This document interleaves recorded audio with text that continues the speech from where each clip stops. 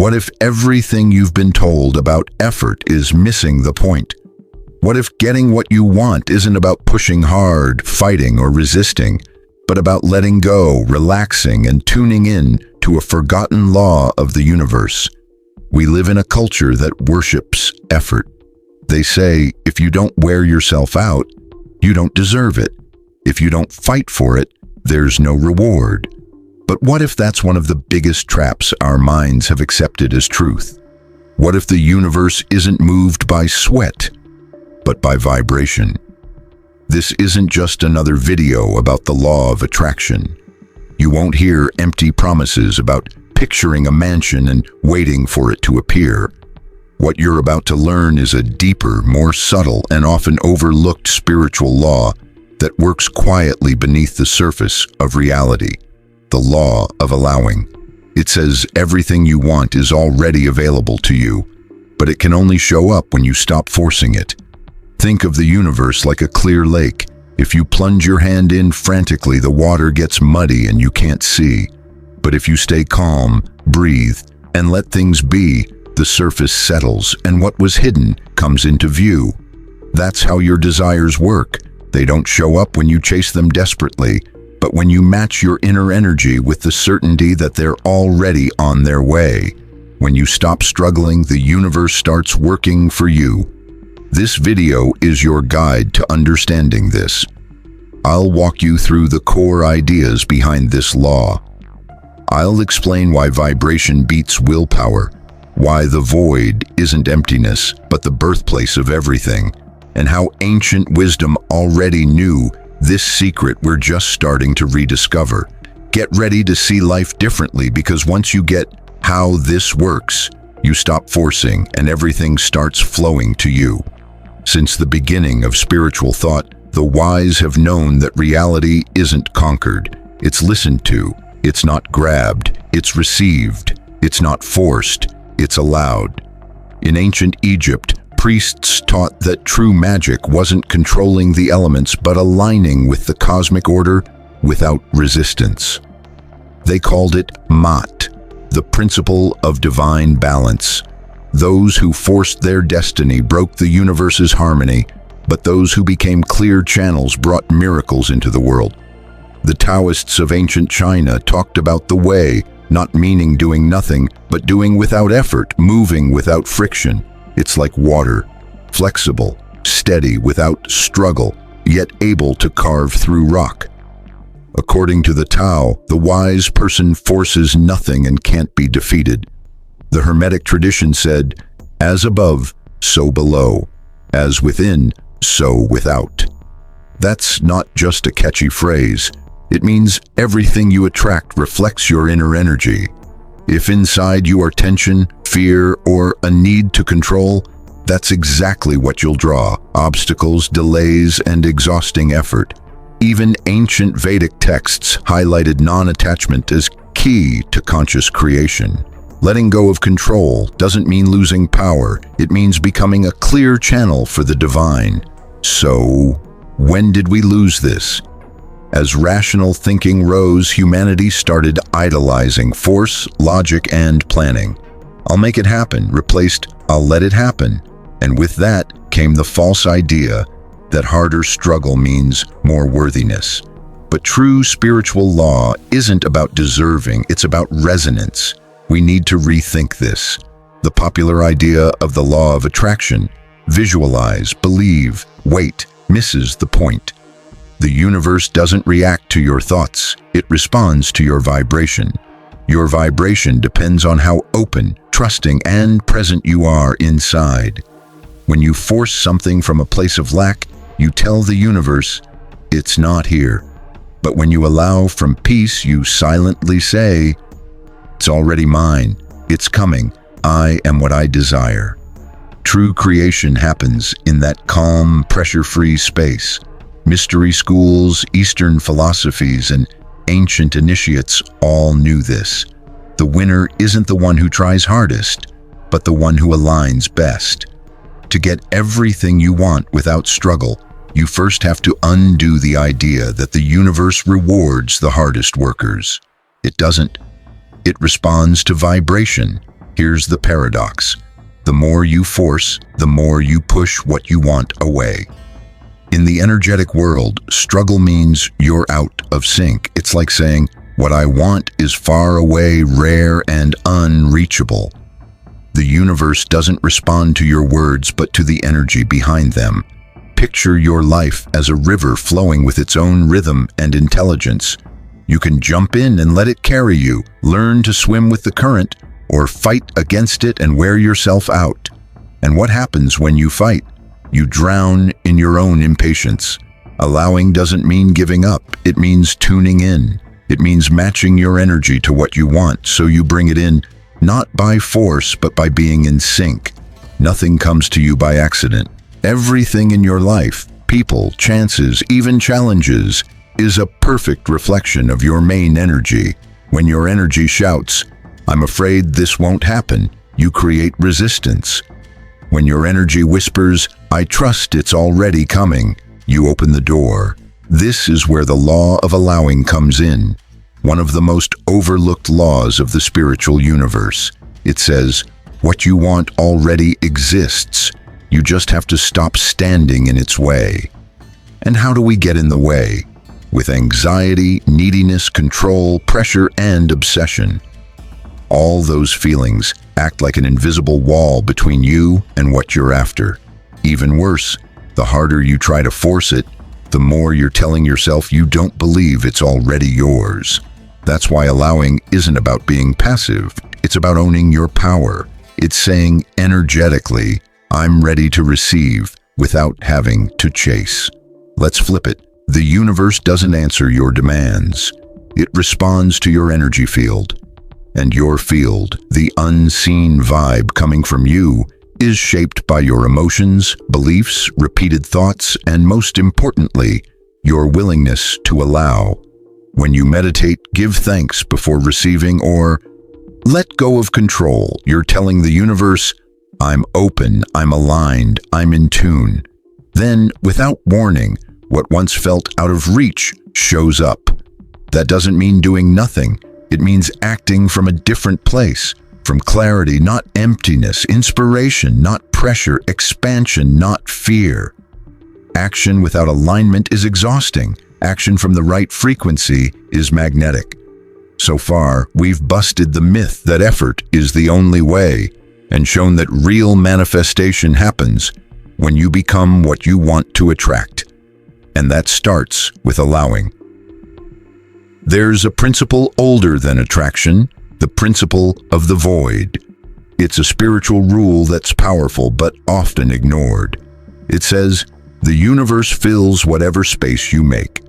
But for something new to come, you've got to clear room first. And here's where a lot of people get stuck. They're so busy chasing what they want, they forget to make space to receive it. The principle of the void teaches that if you want something new, a relationship, a chance, a bigger version of yourself, you have to let go of what's taking up that space. That void isn't emptiness, it's sacred preparation. Picture an altar. You can't put offerings on it if it's full of clutter and dust. You have to clean it out, clear it, bless it. Only then can new things land.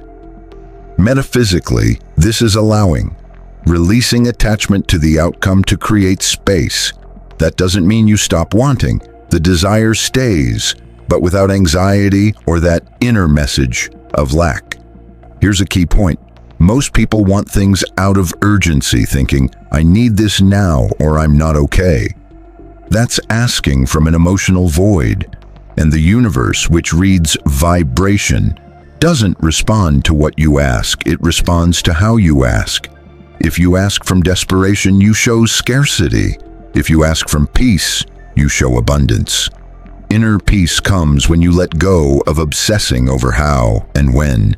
This is creative detachment, not indifference, but wisdom, saying, this is what I want, I feel it, I affirm it, and now I release it to the universe, trusting it will show up in the perfect way, even if it's not exactly what I imagined.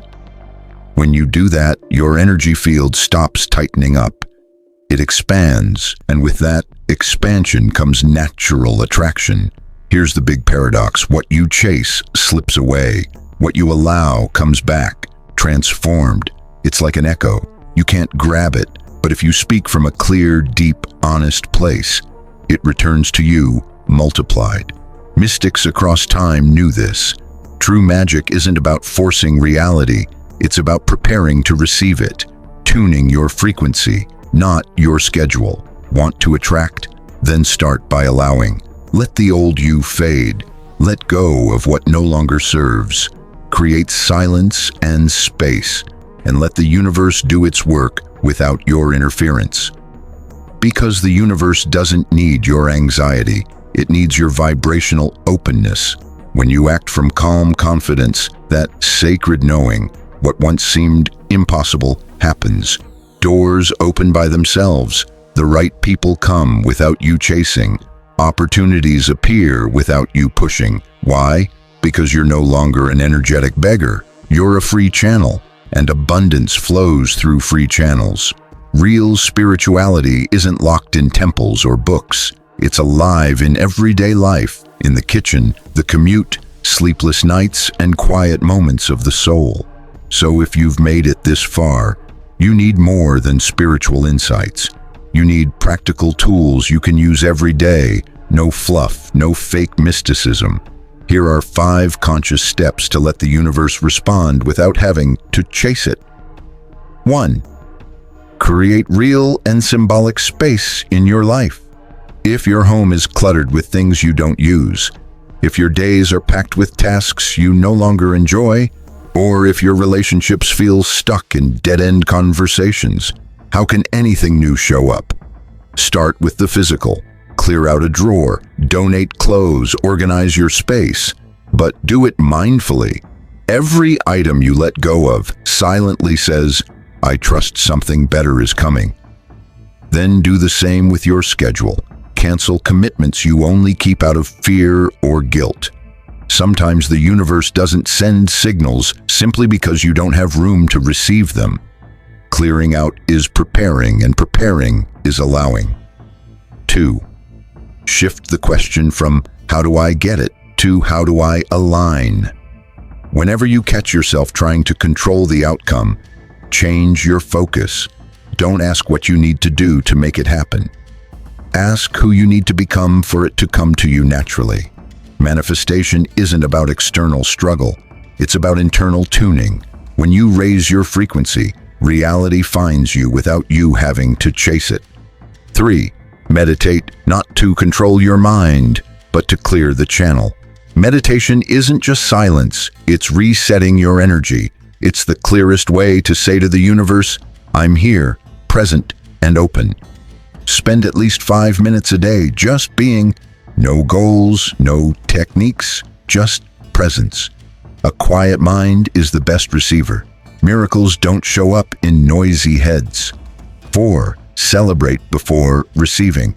This is one of the most powerful but overlooked practices. Give thanks like you already have what you want. Walk like abundance is already with you. Breathe as if love is already surrounding you. This isn't playing mind games, it's rewiring your vibration.